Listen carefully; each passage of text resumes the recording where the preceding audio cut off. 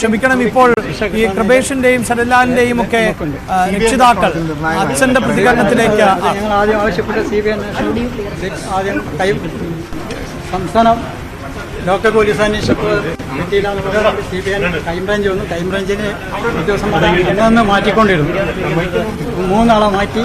രണ്ടാമത് തൃപ്തിയല്ലാതെ ഹൈക്കോടതിയിൽ പോയി CBI അന്വേഷണം ആവശ്യപ്പെട്ടു. CBI അന്വേഷണം മുനിസിപ്പാലിറ്റി വക്കീൽ ഏറ്റെടുത്തു. നമ്മളെ കേസ് മുനിസിപ്പാലിറ്റി വക്കീലെ ആ കേസ് മുമ്പോട്ട് കൊണ്ടുപോയി സുപ്രീം കോടതി വരെ എത്തിച്ചെന്നു. CBIക്ക് എത്തിച്ചതിന് കൊണ്ട് ഇപ്പോൾ 14 പേരെ സൃഷ്ടിച്ചതിൽ നേതാക്കന്മാർ പെട്ടു.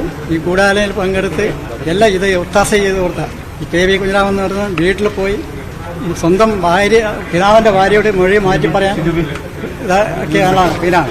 അതുപോലെ ഇവർ കുട്ടികളെ വസ്ത്രങ്ങൾ നശിപ്പിക്കാൻ വേണ്ടി വെളുത്തുള്ളി പോയി വെളുത്തുള്ളി കത്തിച്ച് കളഞ്ഞതാണ്. വെളുത്തുള്ളി മണിയാണ് ഇത് കത്തിക്കാനും കൂട്ടുന്നത്. പിന്നെ ബാക്കി ഇവർ 14 വകീൽ ഗവൺമെന്റ് വക്കീലായിട്ട് അന്വേഷിച്ച് ഞങ്ങൾ അവർ മുമ്പോട്ട് പോകും. ഗവൺമെന്റ് വക്കീൽ ആലോചിച്ചിട്ടാണ് ഞങ്ങൾ മുമ്പോട്ട് പോകുന്നത്. ഓക്കെ.